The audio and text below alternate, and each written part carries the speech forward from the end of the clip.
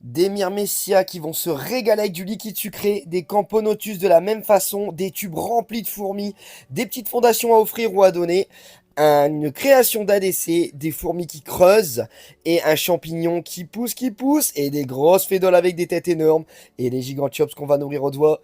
Bien le bonjour à tous, c'est Linko, et c'est parti les amis, c'est le dernier suivi de mon élevage de fourmis sur la chaîne pour cette année. Donc c'est parti, on va tous les voir. J'ai tellement galéré que j'ai mis 2 jours. Alors c'est parti, on va voir toutes mes petites espèces une par une. Et on va commencer avec les fameuses Camponotus vagus. Petite espèce que j'ai reçue cette année avec quelques ouvrières.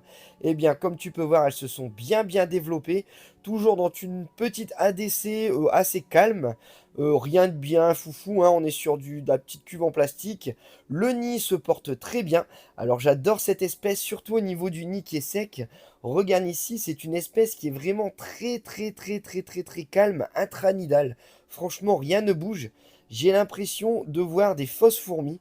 Regarde, Madame Lagine est planquée derrière. Et les fourmis, les petites fourmis qui sont là, elles sont vraiment statiques, stoïques. Il n'y en a pas une qui bouge. Alors, c'est pas un moyen de défense. Elles sont vraiment toujours comme ça. Regarde, c'est vraiment génial. Il n'y aurait pas la petite mémère sur le côté là qui bougerait ses antennes ou ses pattes de temps en temps. On croirait vraiment que c'est une photo qui est en train de bouger. Bon, bref, ça se passe d'un merveille. Le couvain se porte bien. Elles sont prêtes pour la diapose. Alors, comme je te disais, dernière vidéo de suivi général. Après, on va parler un peu de diapose et je te parlerai de l'évolution de mes espèces une par une pour que tu vois depuis leur arrivée chez moi à maintenant comment elles ont évolué. Mais là, on va devoir parler espèce par espèce pour pas avoir des vidéos comme celle-ci qui durent plus de 30 minutes. Allez, l'espèce suivante, ce sera les Camponotus cruentatus, espèce aussi avec son beau gastre couleur ocre et que j'adore. Franchement, elles sont géniales. Regarde ici, je commence à avoir de beaux petits majors qui arrivent. Il y a des beaux médias aussi. Majors, j'en ai pas beaucoup. J'en ai un ici, gare par exemple. Alors j'étais assez surpris. Il se promène dans le tube humide. Espèce, on va pas dire xérophile, mais qui préfère vraiment les zones sèches. Regarde les deux tubes secs. Celui-ci est rempli de couvains. Alors tout le monde se met dessus pour le protéger de la lumière et pour bien le garder à l'abri. Je te ferai après un petit visu par en dessous. Tu vas voir, ça cartonne en fait. Un très beau couvain en cette fin d'année. Dans les tubes secs, Madame la n'y est pas, elle est dans l'autre tube ici. Voilà, ce tube, il est un peu moins rempli. C'est celui d'habitude où il y avait la totalité de mon espèce. Il commence à se vider petit à petit. Il n'y a plus que Madame la Gine avec encore des larves, des cocons aussi qui sont prêts à être ouverts. J'en ai bientôt plus. Là, personnellement, je pense aussi que ça va être tout le couvain qui va passer la diapose. Donc franchement, si tout ça tient la diapose, l'année prochaine, ça risque encore d'être bien explosif. Madame Lagine se porte très bien. Regarde ici, franchement, des espèces très calmes. Voilà, on va passer par en dessous. Regarde, j'ai encore un très beau couvain. Et l'autre tube, c'est encore pire. Voilà, franchement, il y en a partout. Donc plein de petites larves. Et là, c'est pareil. Donc là, quand il n'y a plus de ponte, quand les larves commencent à être vraiment statiques aussi, tu te dis, ça va être le couvain pour l'année prochaine. Une espèce qui a bien diminué cette année, tu te rappelles, c'est mes Formica rufibarbis. J'ai bien tout nettoyé. Il n'y a plus de mortes dans l'ADC. Le nid est extrêmement vide. Tout le monde est en bas, là, près de l'humidité. Alors, j'ai pris le parti pris d'arrêter d'humidifier ce nid également. Je vais leur reproposer un autre tube pour repartir entre guillemets de zéro. Voilà, elle est là dans l'obscurité. J'espère qu'elles vont y prendre place pour passer une diapose tranquille, bien au chaud entre guillemets. Elles vont être à 10 degrés, mais elles vont bien pouvoir se mettre les unes contre les autres. Il me reste encore un peu de couvain, comme tu peux voir, là les ouvrières se baladent avec des cocons. Donc j'ai enfin des cocons, j'ai eu énormément de nymphes nues cette année, c'était un truc de fou. Là j'ai enfin des cocons, Madame Lagine se porte très bien malgré cette perte de plusieurs centaines, voire milliers d'ouvrières. Mais elle tient le coup, j'espère qu'elle va repartir de meilleure pour l'année prochaine. En tout cas, ce fut une année symbolique pour elle, malheureusement dans le mauvais sens du terme. Une espèce qui prospère bien, je t'avais montré des images dans l'intro, ce sont mes Myrmecia nigrocinta, regarde ici. Alors le sol s'est bien assombri, j'avais bien humidifié il y a quelques temps et elles ont bien utilisé aussi le liquide sucré pour faire des petites constructions. Donc le sol est assez cracra, assez sombre, ça permet de moins les mettre en évidence, je suis un peu déçu pour ça. Mais comme elles évoluent bien, je pense que l'année prochaine, on va leur changer de setup. Cette année, elles vont rester dedans, hein. Le nid est encore quasiment vide. Enfin vide, il y a de la place quand elles sont dedans, tu verras. mais elles ont encore de la place pour évoluer. Regarde leur force, des blattes, toujours comme d'habitude. Alors là, tu vois, il y a énormément de monde, la quasi-totalité est sortie dehors. Dès que je mets de la boue, franchement, ça n'hésite pas à sortir. C'était tellement humide dans l'ADC que j'ai eu quelques fois des petits tas de larves directement à l'extérieur, mises sur la nourriture. C'était plutôt fun à observer. Là, malheureusement, tout le couvain est rentré à l'intérieur. Je vais te montrer ça dans quelques secondes, ne t'inquiète pas. Une espèce piqueuse, très dangereuse, très agressive, sauteuse, et qui a une facilité à passer quand même l'anti-évasion. Alors comme tu peux voir dans cette zone, j'ai un petit couvain, ça a bien ralenti. Madame Lagine est là planquée dans la cavité un petit peu protégée de la lumière. Et comme tu peux voir, j'ai encore des grosses larves ici. Et encore là, j'ai encore 5-6 cocons dans cette cavité. Et j'ai une autre cavité de l'autre côté, voilà, qui est remplie de plus d'encore une dizaine de cocons. Donc franchement, je suis assez content pour cette année. Alors j'espérais passer les 80 ouvrières, mais je sais pas si on va les atteindre en cette fin d'année. On verra ça dans le suivi de fin d'année qui se fera comme le suivi de toutes mes espèces en octobre, novembre et décembre, dès que je vais passer tout le monde au froid durant la diapause, sauf bien sûr les espèces exotiques comme celles-ci qui resteront à température ambiante autour des 20 degrés. On regarde ici, madame se fait choper par le col et elle va venir rejoindre ses petites sœurs. Ici, il y en a une qui est venue se protéger. Alors là, j'ai tenté des petites macros, mais avec les myrmécias, tu vois, coller tes doigts à 1 cm des fourmis, c'est un peu craignos. On continue avec une Camponotus que j'adore aussi, les Camponotus maculatus. Regarde ici, tout le monde est au bistrot, franchement ça vient se régaler au niveau du liquide sucré. Il y a du monde, les gastres brillent tellement ils sont gonflés de liquide sucré et avec la lumière. Des blattes sont disponibles aussi, mais on voit franchement qu'elles préfèrent vraiment le liquide sucré pour l'instant. Les blattes vont servir pour les trophalaxies pour le couvain. Et le couvain, pour l'instant, j'ai plus trop d'œufs. Les larves sont minimes aussi. J'ai eu énormément d'ouvertures de cocons. On peut voir des magnifiques majors bien noirs brillants. Franchement, c'est le kiff. Et regarde ici, c'est la trophalaxie partie 1.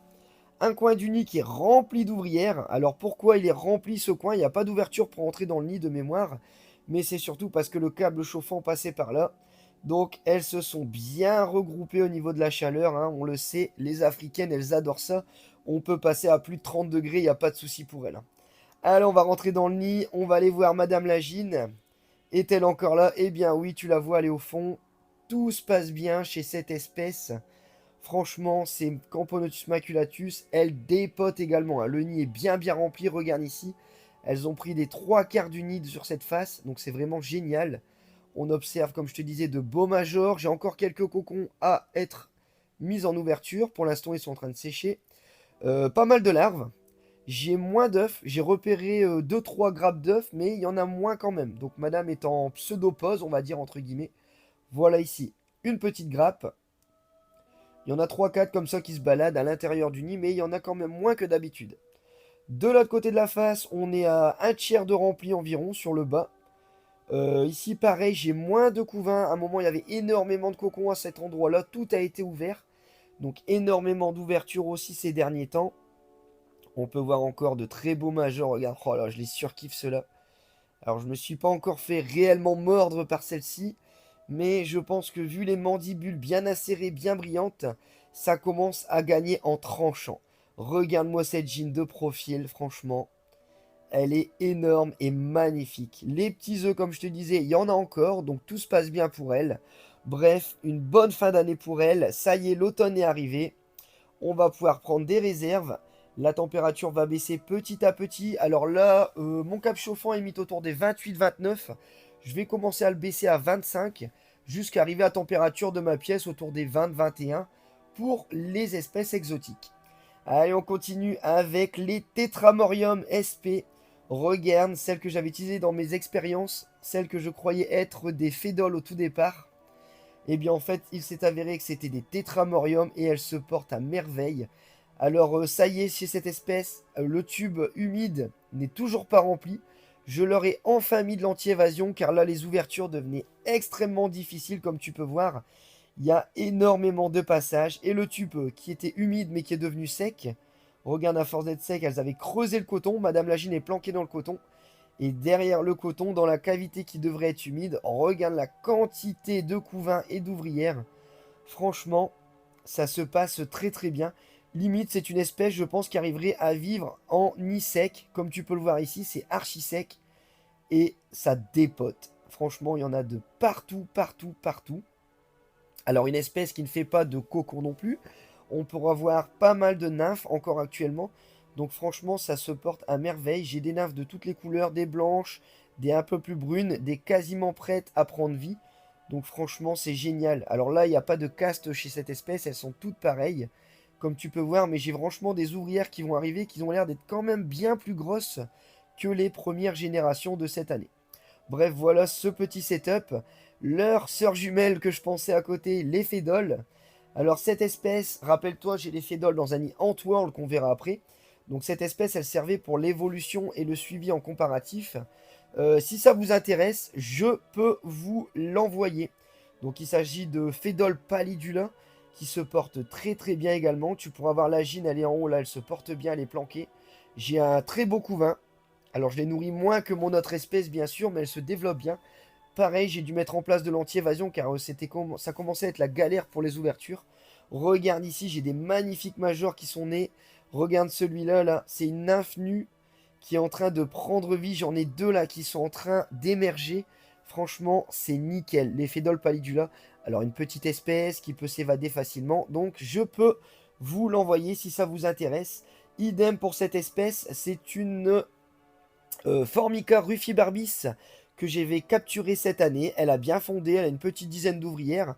Bien sûr, elle n'aura pas de couvain à l'hiver. C'est sans couvain. Mais je pourrais vous l'offrir. Alors, est-ce que je vais la mettre en cadeau? C'est comme vous voulez. Dites-moi, parlez-moi en commentaire. Celle-ci, une petite Lassus que j'ai chopée aussi. Elle est énorme. Son couvain se porte bien. Alors, j'ai plus le nom en tête. Si toi, elle te dit quelque chose. Alors, au début, c'était du Ombratus. Mais après, on avait parlé d'autre chose. Je te mettrai le nom sur la vidéo. Ça me vient plus. Alors, en tout cas, ce n'est pas une qui va demander de l'esclavagisme. Et elle se porte bien. Ici, on va passer chez nos pseudo Myrmecocystus. Alors, celle-ci peut être la Navajo. Regarde, les cocons sont prêts à être ouverts. J'ai très très envie de voir une ouverture. Alors, personnellement, je pensais à une Camponotus pour cette espèce. Peut-être une Camponotus fragilis, pardon. Mais elle était vendue comme une peau de miel. Donc, à voir avec les premières ouvrières. Celle-ci, par contre, j'en suis sûr, c'est une peau de miel. Alors, j'étais affolé avec elle. Je lui avais donné un petit coton de liquide sucré. Elle avait gonflé et son couvain avait disparu. Et en fait, elle avait juste planqué dans les grains de sable. Là, je viens de revoir des grosses larves. Donc, je suis trop content. Elle évolue plutôt bien. Les œufs ont enfin éclos. J'ai des belles larves. Maintenant, on va attendre d'avoir des cocons. On va bien la laisser au calme. Et on se revoit avec elle d'ici quelques semaines en espérant voir des cocons. Je suis trop content pour ces fourmis peau de miel. Myrmecocystus mexicanus. Là, on passe aussi dans les nouvelles qui sont arrivées il n'y a pas longtemps. Les grosses bêtes. On va parler, ici regarde bien, la Pachycondyla crasinoda. Alors elle avait pondu un œuf, puis j'en ai eu un deuxième, mais il n'éclot pas, j'ai pas de larves, je suis un peu déçu. Le nid est bien humide, mais par contre regarde, elle m'a rentré une blatte à l'intérieur qu'elle n'arrive plus ou qu'elle ne veut pas sortir, et ça me va pas. Donc là j'ai ouvert le nid, j'ai enlevé un peu l'humidité, j'ai retiré la larve, et regarde même la larve, enfin la larve pardon, la blatte runner. Regarde dessus, on peut voir qu'il y a encore un peu d'acariens. Alors, c'est des acariens détritivores, rien de bien méchant. Mais je vais rouvrir le nid une seconde fois pour le vider. Et voilà, on va pouvoir observer madame. On va la laisser au calme. Alors, elle tient bien ses œufs. C'est pas encore des larves, hein, j'en suis quasi sûr. Je croise les doigts. J'espère qu'elle est féconde et qu'on va voir apparaître une larve. On en reparlera pareil d'ici peut-être une semaine ou deux à moins que ça se passe mal, mais pour l'instant, c'est plutôt bien. Madame sort, elle vient chercher du liquide sucré, elle ramène du manger, donc c'est plutôt pas mal. Ici, l'Odontomachus, comme tu peux voir, j'ai retiré le tube. Alors, elle ne vit toujours pas dans le nid que je lui ai fourni, pardon, mais j'en ai profité pour sortir le tube qui est quasiment fermé. Elle a bien recouvert l'entrée. Elle fait juste des petites entrées-sorties et je l'ai sorti pour te montrer ce qui se passe dedans. Alors cette Odontomachus, regarde, elle a vraiment des larves scratch, elles sont vraiment bien piquetées, des larves bien remplies de picots qui collent, et c'est génial. On peut voir derrière un magnifique couvain aussi, elle a bien pondu, Et en arrière-plan, sur la gauche, il y a le cocon qui est encore là, elle l'a pas encore ouvert. Pareil, on croise les doigts, j'espère avoir ma première ouvrière chez elle, ça serait vraiment une réelle réussite. Regarde cette espèce avec ses mandibules qui s'ouvrent à 180 degrés, qui se referme à plus de 200-300 km à l'heure et qui vient replier son gastre à 180 degrés pour piquer par en dessous d'elle. Franchement, j'espère vous montrer des images passionnantes avec elle.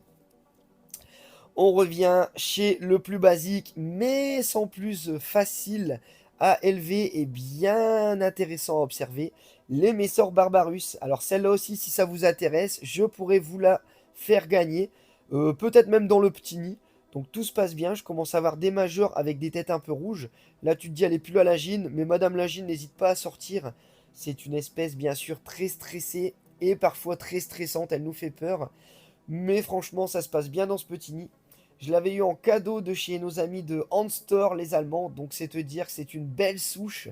Et elle se porte bien. Là, les nymphes vont prendre vie. Et le reste du couvain, pareil, va passer la diapause. Alors toutes ces espèces, pour l'instant, je pourrais peut-être vous les envoyer. Il fait encore beau, mais sinon on en parlera post-diapause d'ici février. Une autre espèce, mes petites perles, j'espère que tu les as reconnues. Bien sûr, les Camponotus Fetchenkoi. Regarde ici un petit média qui commence à arriver. Ou un gros minor. En tout cas, pas de major ne sont revenus pour l'instant. Elle a bien repris vie cette espèce. Franchement, j'avais perdu énormément de fourmis. Un petit peu comme les Formica rufibarbis. Mais franchement, je suis trop content. Elle est bien repartie. Pareil, on va la laisser en tube jusqu'à temps qu'il explose ce tube. Comme c'est une espèce très timide, on va la garder bien au chaud. Cette année, elle n'aura pas de grosse diapause. Elle va passer juste à 20 degrés. Elle ira pas à 10 degrés comme d'habitude. Elle n'a pas donné tout ce qu'elle pouvait cette année. Elle va se remettre, j'en suis sûr. Mais pour l'instant, ça se passe très très bien. Un gros big up pour cette espèce qui est magnifique. Et qui peut nous faire aussi de très beaux majors. Franchement, je suis très content de ne pas l'avoir perdu. Cette année, j'en suis à zéro fourmi morte, zéro reine plutôt, je vais vous dire. Donc je suis très content, très content, très content. Alors cette espèce va bien se nourrir en liquide sucré, quelques blattes aussi de temps en temps, et on va ralentir un peu pour l'hiver. Une espèce qui est arrivée il y a très peu de temps aussi, rappelle-toi, la Neoponera apicalis. Alors qu'en est-elle aussi cette petite fourmi piqueuse, cette ponérine magnifique? Et ben le cocon est toujours là. Et figure-toi que j'ai des œufs qui se sont transformés en larves de nouveau. Donc je suis très très content. Alors là j'avais bien humidifié le setup, désolé pour la qualité. Tu peux voir le gros cocon à gauche, les larves en bas avec une petite grappe d'œuf. Madame Lagine, j'ai attendu qu'elle sorte pour te la filmer quand même parce qu'elle est magnifique. Vivement que j'ai 2-3 ouvrières pour leur créer un setup style Guyane. Ça va être génial. Franchement, les terrariums, niveau 2025, ça va péter. Je l'espère, je l'espère, je l'espère. Madame Lagine, elle sort ici. Regarde-moi ces antennes dorées. Cette taille énorme. Et franchement, elle n'hésite pas à sortir de temps en temps pour chercher de la nourriture. Les blattes, elle surkiffe. Liquide sucré, elle y va aussi de temps en temps pour elle-même. Donc franchement, on croise les doigts pour elle. J'espère prochainement vous montrer une ouvrière un peu comme l'Odontomachus et les Myrmecocystus. Allez, on continue avec l'espèce que je vais garder de Fédol, mes Fédol pallidula en nid Antworld. Comme tu peux voir, elle commence à ramener un peu de terre dans le nid. Je l'ai bien réhumidifié, l'humidité se porte bien. J'ai pas encore chauffé pour les attirer. J'ai eu un peu de... pas de fuite, mais quand j'ouvre, j'ai quelques fourmis qui sortent, regarde. Le talc commence à faire défaut étant donné qu'elles n'arrêtent pas de remonter, surtout quand j'avais fait la vidéo timelapse. Je vais remettre un petit peu de talc, mais en tout cas ça va, malgré le couvercle, elles n'arrivent pas à sortir. Ici, bah, comme d'habitude, tu vas mettre une blatte, il va y avoir un recrutement de malades, de malades, de malades, mais ça tu l'as vu dans mes vidéos précédentes sur les Fédol pallidula. Franchement, c'est la folie chez elle. C'est une espèce qui m'a bien conquis cette année et que j'espère bien voir croître durant cet hiver car elle aussi, elle va rester au chaud. Et on va pouvoir faire des vidéos timelapse avec plein de sortes de choses. Ça risque d'être dément. En tout cas, ça se porte bien. Des gros majors. Madame Lagine, ben, elle est sous cette couverture de terre. J'ai tout laissé sécher, mais elles ne viennent pas toujours dans le nid. J2, et ouais, il m'a fallu au moins 3 heures pour m'occuper de ce que vous avez vu juste avant, pour filmer, les nourrir, les nettoyer. Donc j'ai dû reprendre la caméra un deuxième jour, et on parle des espèces suivantes. On commence tout de suite avec les Opistopsis rufithorax, nos petites espèces australiennes magnifiques qui ont une ADC, ouais, un petit peu trop petite, je suis d'accord avec toi. D'ailleurs, je vais t'en parler juste après. Je vais te faire une petite confidence. On va parler de quelque chose pour une vidéo qui ne serait tardée. En tout cas, elle se porte à merveille. Aucun décès chez elle non plus. Le nid se porte à merveille. Regarde, je vais souffler un peu dessus. Elles vont faire un petit peu leurs effets stromboscopiques, leurs déplacements saccadés. Seule cette fourmi peut marcher comme ça, c'est vraiment génial. Allons voir le nid. Le nid noir, il est rempli. Alors tu vas pouvoir voir que j'ai plus de cocons. La totalité des cocons a été ouvert. Ou s'il y en a, c'est vraiment très peu. J'ai eu une explosion encore cet été. Franchement, regarde les cavités. Elles sont remplies, remplies, remplies. Alors là, j'avais pas humidifié depuis longtemps. On peut voir que j'ai encore énormément de condensation. Donc ça, c'est bien avec les fourmis. Dès que tu commences à avoir énormément de fourmis, la condensation se fait d'elle-même. Et ça, c'est génial. J'avais perdu la reine de vue. Mais regarde, je l'ai retrouvée après quelques observations. Madame la reine va faire une petite pause également, je l'espère, avec ses baisses de température, car elle a bien donné cette année. Le deuxième nid, regarde, il est bien rempli aussi. J'ai encore pas mal de couvains, mais on va plutôt parler ici de larves. Certaines qui vont encore évoluer, je l'espère, mais il n'y a plus de cocons non plus. Bref, franchement, cette espèce australienne hyper rare en France et en Europe, et développer comme ça, dites-moi qu'il y en a et je serai content de parler avec. Et regarde ce que je te parlais derrière. Je suis en train de leur préparer une petite ADC aux petits oignons. Je suis en train de te filmer ça. Je leur ai fait un fond en ardoise. J'ai dû percer la cuve. Donc si tu veux savoir comment j'ai fait, je t'en parlerai rapidement.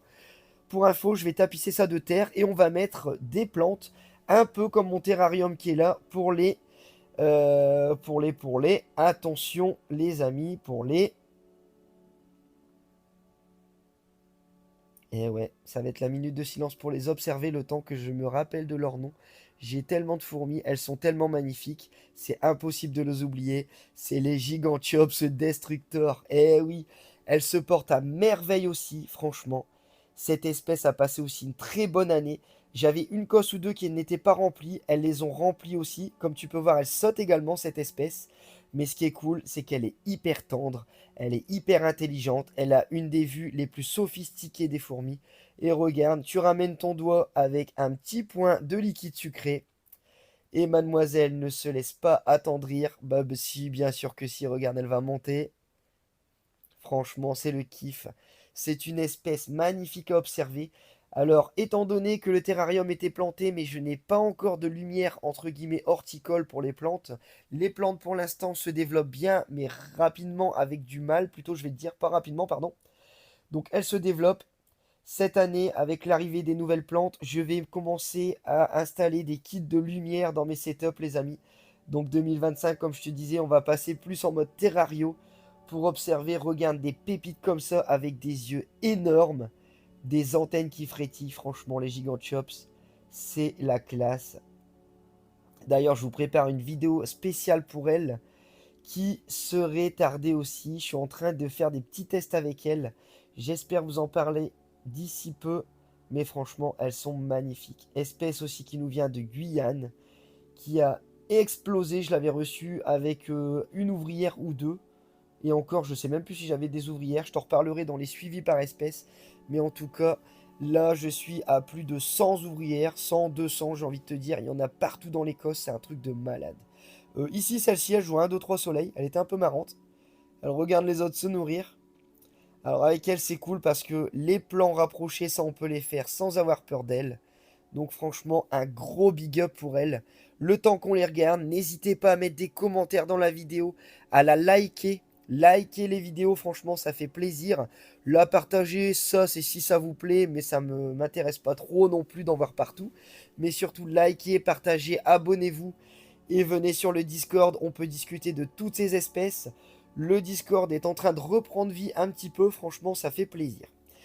Allez, une espèce aussi qui a bien évolué cette année avec cette magnifique ADC, une grosse cuve en verre de 30 par 30 par 20. Les Nicobarensis. Alors le problème, c'est regarde le cap chauffant de mes Gigantiops chauffe également du coup la cuve sur le côté. Ce qui fait que l'ADC est en train de se transformer en nid. Dans le coin là-bas, tout le couvain est parti là-bas. Tous les cocons sont partis du côté chauffant. Énormément de fourmis sont parties du nid. Du coup, pour venir à l'intérieur, tu vas voir le nid a l'air d'être vide. C'est un truc de malade. Alors, durant la diapause, j'aurai un peu plus de câbles chauffants disponibles. Donc, je vais le repasser dans le nid pour les réattirer dans le nid et avoir une aire de chasse un peu plus simple. Dans tous les cas, elle est assez grande. Comme tu peux voir, j'ai de quoi mettre la nourriture sans trop galérer. La petite cupule que je me suis servi pour leur servir de déchetterie, eh ben, elles sont en train de bien la prendre en main. Franchement, j'ai plus trop de déchets autour et j'ai remarqué que la cupule est en train de monter en déchets. Donc pour l'instant, c'est un pari gagné pour l'apprivoisement des fourmis pour nettoyer leurs affaires. Le tube, je l'avais agrandi aussi, regarde, elle était remplie jusqu'à temps qu'il y ait la chaleur dans la DC. Mais le tube est rempli de couvain, il y a vraiment 1 cm d'épaisseur de couvain quasiment. La reine est à l'intérieur, énormément de fourmis dans tout ce tube. Alors je me dis, est-ce que je fais pas un nid rien qu'avec des tubes comme ça qui vont venir se croiser dans tous les sens, un peu comme les Tortues Ninja mode fourmi ninja. Car le nid, regarde, il a été vidé, c'est un truc de malade. Tous les cocons ont été ouverts, les larves sont parties dans le tuyau et le reste des cocons est parti dans l'ADC près de la chaleur. Donc franchement, ce nid, je ne sais plus trop quoi en penser. Est-ce que je remets du chauffage pour les réattirer dedans? Est-ce qu'on passe tout en mode tube, qui sera du coup moins hydraté, mais en tout cas ça se passe bien. Donc affaire à réfléchir durant cet hiver, quand je me serai débarrassé entre guillemets de mes espèces qui vont hiberner. En tout cas, très belle réussite encore. Cet ADC, j'en suis très content, franchement ça fait plaisir. Je peux enfin mettre la main dedans pour nettoyer et puis observer ces magnifiques majors colorés. Les Nicobarensis, une espèce très fiable, sûre, franchement, assez grosse pour observer, qui demande très peu d'attention, on peut faire des erreurs au niveau des températures, des aliments, et franchement elle n'est pas craintive du tout. Une espèce qui peut être par contre très populeuse très rapidement bien sûr, mais si vous avez envie de vous faire plaisir, allez-y avec ces petites Nicobarensis. Un niveau population, si vous commencez, ça c'est bien, vous avez très vite de l'activité et de l'ambiance chez elles. Allez, on va les laisser se régaler également, un peu comme les Maculatus et les Myrmecia nigrocinta avec leur liquide sucré. Franchement, elles en raffolent. C'est un truc de malade. Ces deux petits récipients se vident en moins d'1/4 d'heure chez moi. C'est un truc de fou. Allez, on continue. Il reste plus que deux trois espèces. Courage les amis. On arrive à la fin. On va parler des Lasius. Alors les Lasius, on va dire que c'était mi-teinte cette année. J'ai pas eu de gros décès. J'ai eu quelques évasions début d'année, c'était rigolo. Mais par contre, j'ai pas eu énormément de pontes de part de ma gine. Ici, les nids se portent très très bien. Comme tu peux voir, j'ai un très beau couvain. Là aussi, c'est des petites larves qui sont au niveau de l'humidité, mais qui vont, pour moi, servir à la diapause. Ce sera des fourmis qui vont naître en 2025. J'ai des grosses larves, peut-être celles-ci vont-elles se faire des cocons, je sais pas trop. Et au niveau de l'autre nid, pareil. J'ai encore des larves par-ci par-là. Madame Lagine se porte bien. J'ai plus trop de pontes. J'ai observé quelques œufs, mais là, ils se sont transformés en petites larves il y a une semaine ou deux. Mais par contre, j'ai plus de pontes. Donc là, je pense qu'on doit déjà être en pré-diapause. Cette espèce a bien évolué quand même. Madame Lagine est là. Bien évolué quand même, mais moins vite que les autres années, franchement, où elle avait explosé en nombre d'ouvrières. Après, peut-être que je me trompe dans le suivi par espèce. Peut-être quand je vais devoir les compter, je vais galérer. Ah, une espèce que vous attendez tant, surtout pour leur setup, les Messor capitatus. Alors regarde, elles avaient creusé une toute petite chambre en bas pour la gine. Comme tu peux voir, la gine n'est plus là. Alors j'étais en stress, ça c'est le nid qui était entre guillemets chauffé et humidifié.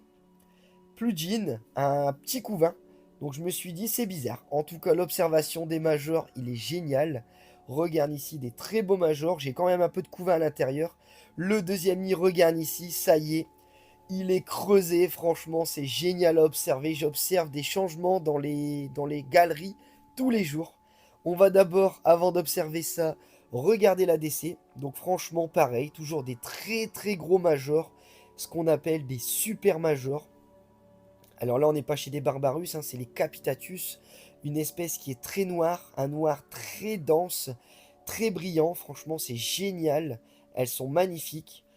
Comme tu peux voir ici, elles sont vraiment très calmes maintenant, étant donné qu'elles vivent à la lumière. Je les déplace très peu. Même quand je les nourris, ça bouge pas trop. Alors, j'ai bougé les Acromyrmex. Regarde mes coupeuses. Ce que je fais pour les nettoyer, les bouger. À la place du tuyau, je mets une gamelle qui vient clore l'entrée. Et le tuyau, ils vendent des petits bouchons que tu mets comme ça. Donc ça, c'est super si tu veux bouger un peu ton setup pour les nettoyer. Mais ça, on en parle juste après pour le final.